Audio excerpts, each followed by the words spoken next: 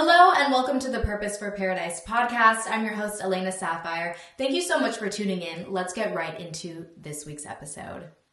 So I want to start off, let's talk about the Snow White live action controversy. You've heard that Disney just did a remake of Snow White. Snow White, the live action. Disney always does these kind of live action remakes of popular Disney classics, Disney princess movies. They've done Cinderella, Beauty and the Beast, The Little Mermaid, and so now they've done Snow White, and so the movie tanked. It's doing absolutely horrible, and for a good reason. Out of the Disney princesses, Snow White gives a very soft, innocent side of femininity. That's kind of the side of femininity that Snow White portrays.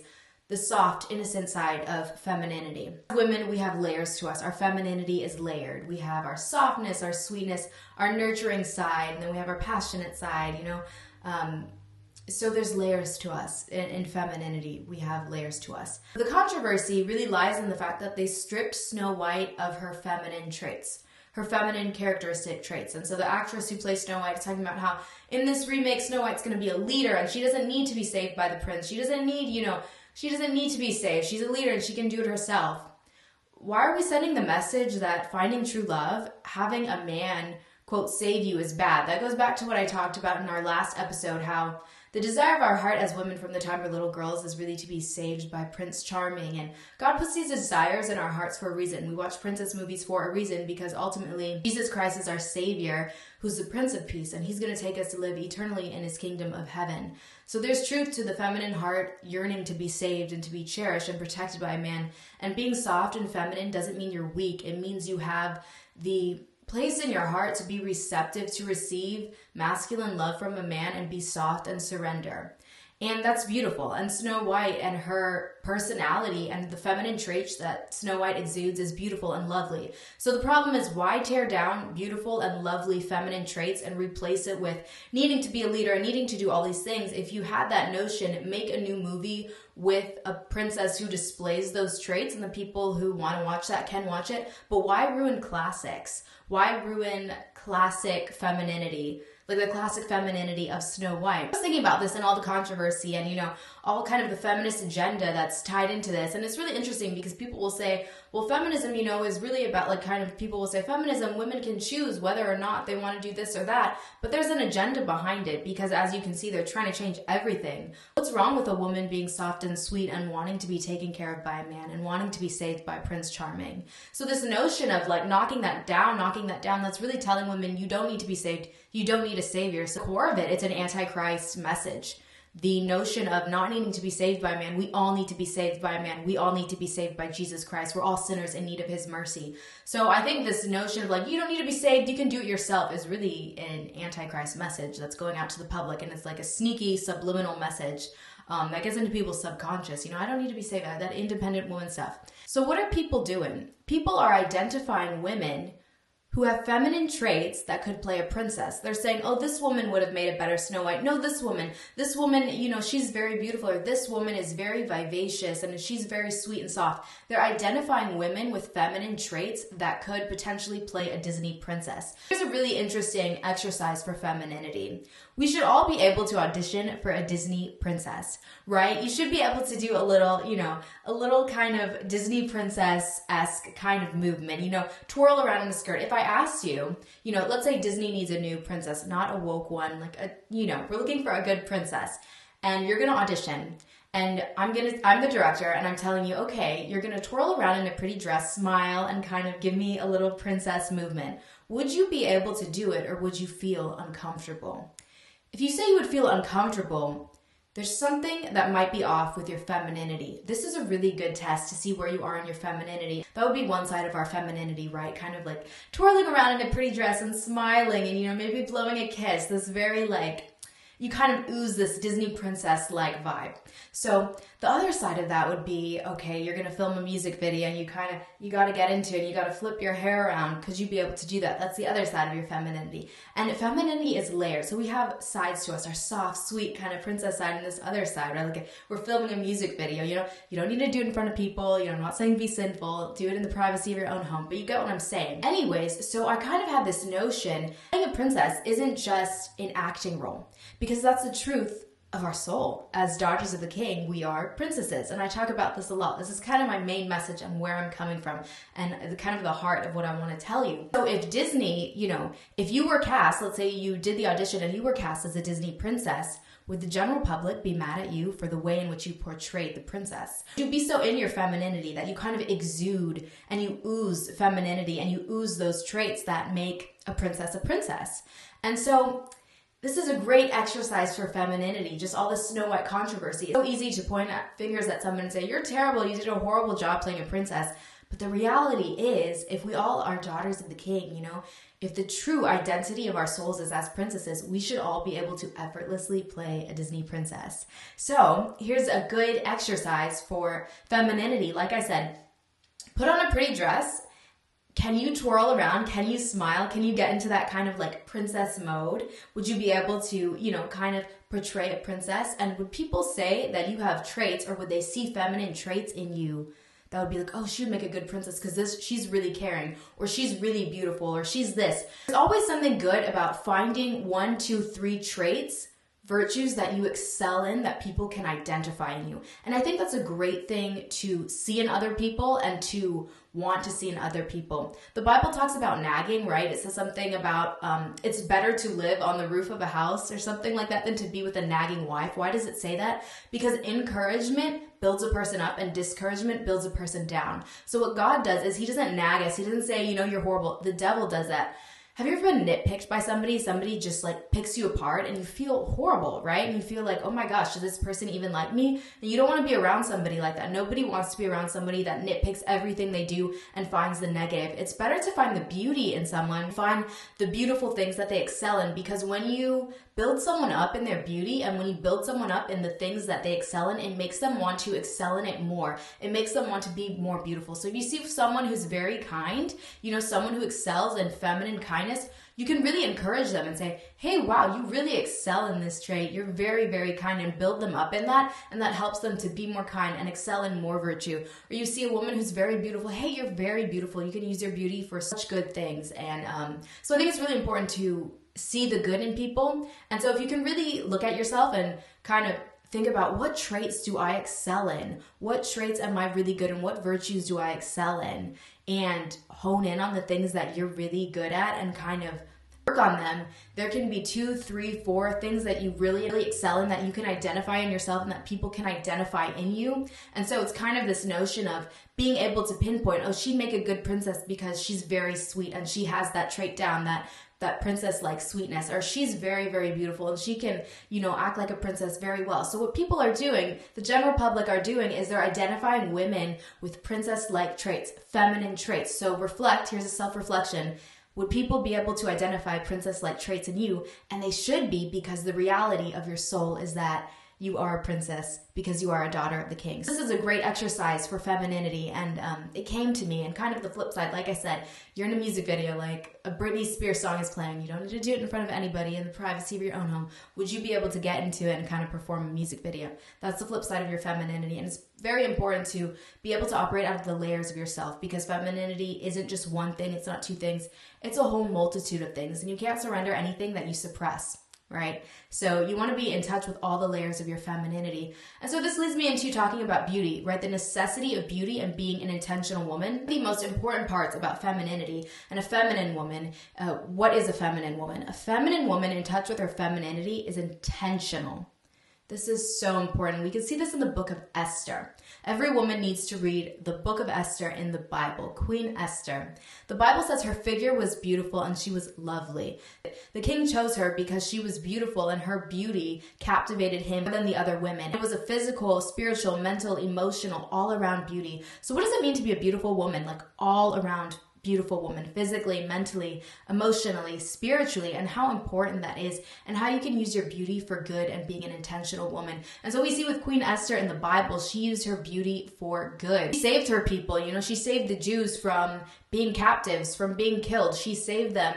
It was through her beauty, through her influence, through using the influence of her beauty, right? The king listened to her because He picked her, he chose her out of all the other women because she was beautiful. So she had found favor in his eyes. That famous quote from the book of Esther, right? It says something along the lines, that famous quote from Esther, perhaps you were made for a time like this. Perhaps you were born for a time like this. Like Esther was put in that position by God from her beauty. God used Esther's beauty to essentially save her people. It was the intentionality and the influence of her beauty that ultimately was used to set her people free and save them from death. And such an important notion about knowing your beauty, about knowing and understanding the importance and the influence that your feminine beauty has, and being an intentional woman. So Esther, she went through 12 months of beauty preparations before she could meet the king, and then she was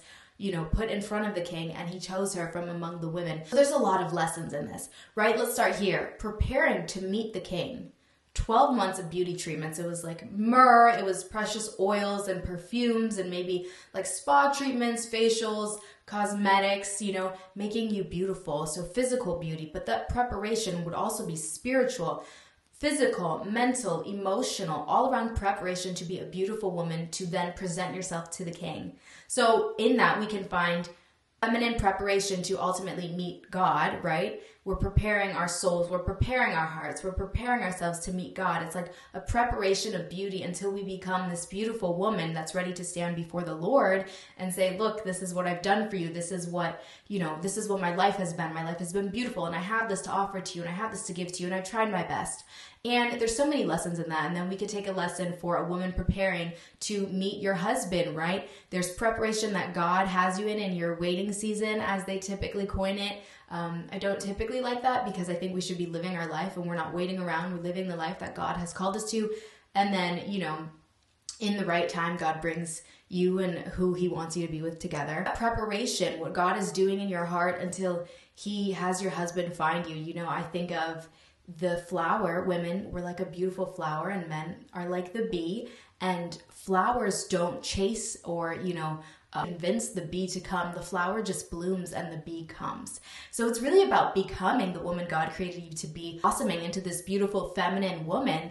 And then ultimately, if it's in God's plan, then he brings to you the bee, your husband, who he asked for you to marry. So there's that preparation, right? A flower has to bloom and grow and be prepared. It says, the Bible says, he who finds a wife finds a good thing, finds favor from the Lord. So it's kind of, you want to focus on becoming the best version of yourself, becoming a feminine woman, and knowing how to use your beauty as a tool of influence. And this is so important. So I think the book of Esther is just such an important lesson in that, of knowing how to be a beautiful woman, preparing to be a beautiful woman, and God exalting you when you're in that place of feminine beauty, and using your beauty as a good thing, as influence, as a knowing that your beauty, that your feminine beauty is a tool of influence. About kind of this other lesson, I've got some kind of lessons going through my head about feminine beauty. So let's say there's two women, okay? So I'm going to give you a little lesson on being an intentional woman and how you can use your feminine beauty and influence for good. So one of your main proponents of femininity is style. And I talked to you about this in the last episode, and I'll talk a lot about this because I love fashion. I'm very passionate about style.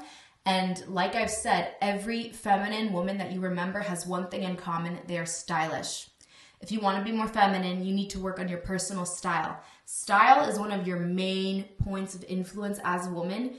If you can look at throughout history, when people rebel, whenever people kind of have a motive or something they want to, a point they want to get across, fashion is something that plays a big part in it, right? Rebellion, you can see how fashion becomes extremely kind of vulgar and extremely immodest, and message to it, an act of rebellion against beauty. And so fashion is such an important thing. Fashion and style really conveys who you are, what you're about, your personality, and the message you're trying to get across, and it conveys many things. So here's kind of a lesson on intentionality. So let's say there's two women.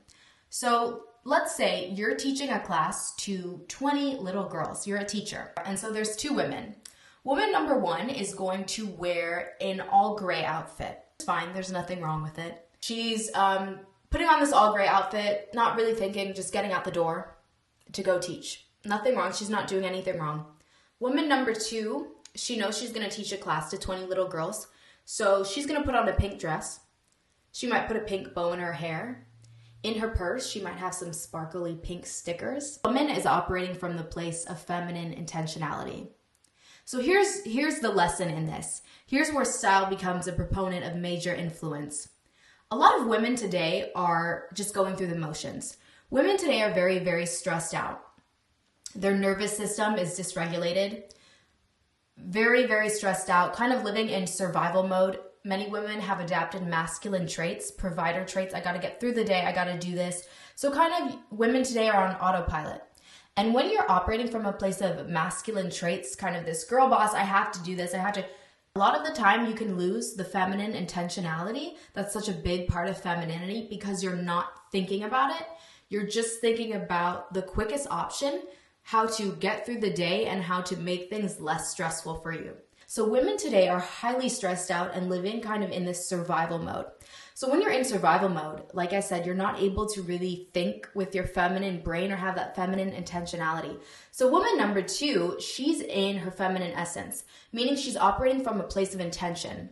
Woman number 1, who's wearing the gray outfit, may say things like, I don't really care about fashion. I'm not really into fashion and style. A feminine woman never says that because feminine women know that their style is a major point of influence. So woman number 2, she knows she's teaching a class to 20 little girls. So she knows, oh, I'm going to put on something pink. I'm going to put on something fun. I'm in touch with my girlhood, right? And like I told you about in the last episode, it's so important to be in touch with your girlhood and never lose that joy, that celebratory aspect of wanting to dress up and celebrate life, because that's such an important asset in womanhood and that helps you to be a better woman ultimately. So woman number 2, she's being intentional.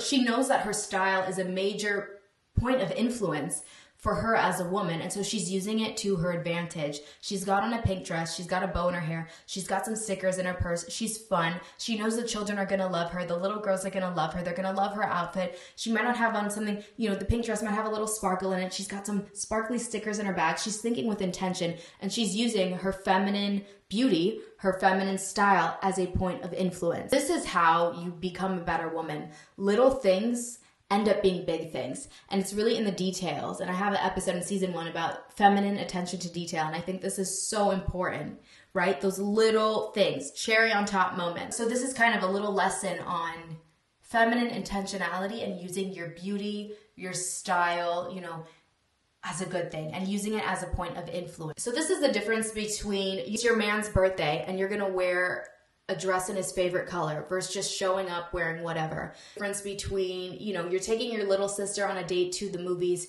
you're gonna put on a fun, cute outfit that she's really gonna like, something sparkly, something fun like that pink dress with a bow or something, because she's gonna like it, and you might be talking about princesses and you might be well versed in the songs to sing for her. You're intentional. This is the difference between showing up and wearing whatever versus being intentional with your style. So this is how you really become more feminine, because you're thinking about things. You're thinking about things in your feminine brain, and you know that your style is a major point of influence. Every, feminine woman, like I've talked about before, has and knows style is a major point of influence. That's why we want to know what the first lady's wearing. We want to know what the royals are wearing. You want to know what the celebrities on the red carpet are wearing, because we care about things like that. So if you can't dress and you don't know how to style yourself, it might be wise to invest in a personal stylist or someone who can help you. And I'm going to have a styling program coming in soon, so you can stay tuned for that, and I can help you out because I'm very passionate about fashion. It's something that I love. I studied fashion journalism for some time, and I've always been very passionate about it, and I think it's a major point of influence as a woman. I think you should be able to dress, to style yourself. And unfortunately, I see a lot of Catholic women. I think there's this thing that I've seen with Catholic women kind of adapt this prairie look all the time and not know how to dress for events. And since when did we show up to formal, it's not proper to show up to formal events wearing a prairie outfit. And I think it can almost become like a mask, because I notice in women that adapt this, they're low in confidence. A lot of the time they can't look you in the eye, and they are out of touch with the layers of their femininity. And so it becomes like this mask. And to be more feminine, it's really knowing how to use your style as a major point of influence, and knowing that and understanding that. And it's not vanity. And so if you don't have a correct, really understanding of vanity, it's going to be hard for you to be more feminine and excel in your femininity, because you're probably going to be held back because you're thinking, I can't be into style and fashion because that's being into myself and that's vain. No, it's not. The difference lies in your intentionality and why you do what you do, because God looks at your heart. And vanity is beauty without substance, right? So it would just be doing something for the sake of doing it. Feminine women are intentional, they're calculated, and they know their style is a point of influence, and they know their beauty is a point of influence. And that's going back to Esther in the Bible. 12 months of beauty preparation to meet the king. Her style is a point of influence. It says in the Bible, her figure was lovely and she was beautiful. So there is a big necessity for physical, mental, emotional, spiritual beauty, all around beauty. So you're supposed to be taking care of yourself and, doing some beauty treatments and doing all that kind of stuff, because it's important to want to be beautiful. And, you always think, when do you not care about the way you look? It's when you're sick. It's when you don't feel well. They say when they're trying to check if someone's depressed, they say, how do they look? Are they unkept, right? Because when you stop caring about your appearance, it's a sign something is off. So caring about your appearance is not vanity. Wanting to be beautiful is not vanity. Your beauty is a major point of influence, and your beauty can win over kings and change the course of humanity ultimately. And that's what we see happened in the book of Esther, Queen Esther. So I would recommend reading the book of Esther, studying that, and really striving to be an intentional woman. One of your main points of femininity is intentionality. That's the difference between woman number one, woman number two. Woman number one's wearing the all gray outfit to teach the class of 20 little girls. She's not thinking about, she's saying things like, my style doesn't matter, I don't have time, or I don't really care. So I never want to hear you say that. As a woman, you should never say, I don't care about what I'm wearing, I don't care about style. That means you're not all the way in touch with your femininity, because feminine women know their style is a point of influence, their beauty is a point of influence, and they want to use it for good and to the best of their ability, right? It's very important to check in with your femininity and do some little kind of test and some exercises and examples to see how you're doing in your femininity. I think you should very effortlessly be able to audition for a Disney princess. When I was little, in kindergarten ask you, what do you want to be when you grow up? When I was little, I wrote a Disney princess at the parade at Disneyland. I wanted to be a princess in the parade.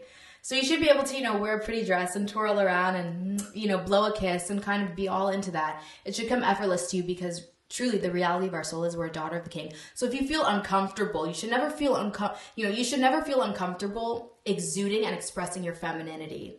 And so it stems from confidence. So if you're not confident in yourself, it's going to be very hard, and you're going to feel very uncomfortable expressing your femininity. And so, it's said that 93% of all communication is nonverbal. So, you can figure out whether two people like each other. You lock them in the room. They don't need to say anything. It's just through body language. So you should never feel uncomfortable expressing your femininity. Movement, that's why it's so important, and playing into movement, because that's such a big communication and expressing yourself. So you should never feel uncomfortable with your feminine expression, or, kind of expressing your femininity. That's why I'm saying this kind of test of, like, let's say Disney needs a new princess and you're auditioning. Would you be able to put on a pretty dress, twirl around, kind of play into feminine movement, and maybe blow a kiss and really get into it? Would you be able to do that? That's a really great test to see how your femininity is. You should not feel uncomfortable doing that, because the truth is you were doing that as a little girl. You were wearing a princess dress, twirling around, and then somewhere along the line, the devil got in there, and watered you down. You really need to get back to that. So this is a great kind of conversation about femininity and, a test. And the flip side, like I said, would be doing a music video. Like, let's say we're putting on a Britney Spears song. Can you get into it? You don't need to do it in front of anybody. I'm not saying anything sinful. I'm just saying that's your other side of femininity. So, it's very important to be in touch with your femininity, because that helps you to be more feminine, and then to use your femininity and your beauty as a point of such influence and to help other people. So if 93% of communication is nonverbal, your feminine expression and your body language and all of that is so important, and it's so crucial. So you should never feel uncomfortable, kind of playing into movement and expressing yourself. And so, like I said, it stems from confidence. So if you are not confident, you're going to feel really uncomfortable in your body, in yourself, in your movement, and you're going to want to hide. And that's another thing of why women sometimes say they're not into fashion or whatnot, because you just kind of want to throw on something to blend in. And this is a big kind of thing in our society, this blend in fashion, kind of everybody's in the same thing, and you can't really pinpoint someone apart in a crowd, because if you're wearing bold colors and you're very fashionable, people easily spot you and they see you and they like what you're wearing. And so if you're not confident, that kind of freaks you out. God isn't calling you to hide in the shadows. God is calling you to be a radiant woman. If God wanted you to hide, he would call you to the cloister. And if you're watching this, you're probably, some of you may be called to be a nun. But for the rest of us who are called to live in the world, we're called to be beacons of beauty in marriage. The call on marriage is to be fruitful and multiply. That means creating new faces from your face. So it's a call to be seen, to be out there, to be a radiant woman. So the question is, could people tell from your style and the way that you are a radiant woman, or are you hiding in the shadows? Are you not confident? So confidence, so much stems from confidence. I'll do an episode about how to be a confident woman because it's so important. But 83% of all communication is nonverbal, and it's through body language. Would you be able to put on a feminine performance, a princess-like performance, or would the general public be like, oh my gosh, this girl, she does not have the feminine traits down? This is a great exercise for self-reflection of femininity. Something that I ask myself as well. I'm like, how would I do as a Disney princess? Like, how's my Disney princess audition, we're filming a music video. How's my music video? How good am I going to film the music video, right? So I think these are really things that are kind of good little lessons on telling where your femininity is and your feminine expression. And it's so important to be in touch with your femininity. And it's so important to know how influential and important your femininity is and how it's a influence of your beauty. And Queen Esther, her feminine beauty, God utilized that, and God elevated her to a position where the king would be influenced by her feminine beauty because he was captivated by it, and because he was willing to listen to her, because he chose her from among the women because she was beautiful.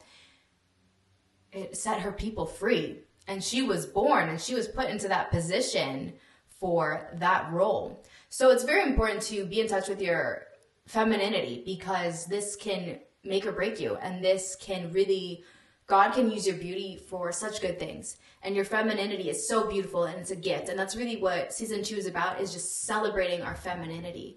It's so important to just celebrate and love it, and love being a woman, and not to tear ourselves down, and not to, hide your femininity. But it's so important to want to strive to be the most woman you can be, because that's honoring God when you say, hey, I love my beauty and I want to use it for good, and I want to be an intentional woman, and I want to make life sweeter and more special for people. That's the difference between woman number 1 and woman number 2. Number 2, in the pink dress, to teach the little girls, because she knows they're going to love pink, and they're going to love the bow in her hair, and they're going to love the stickers that she has, because she's operating from a place of intentionality, and she knows and uses her beauty, her feminine beauty, for good.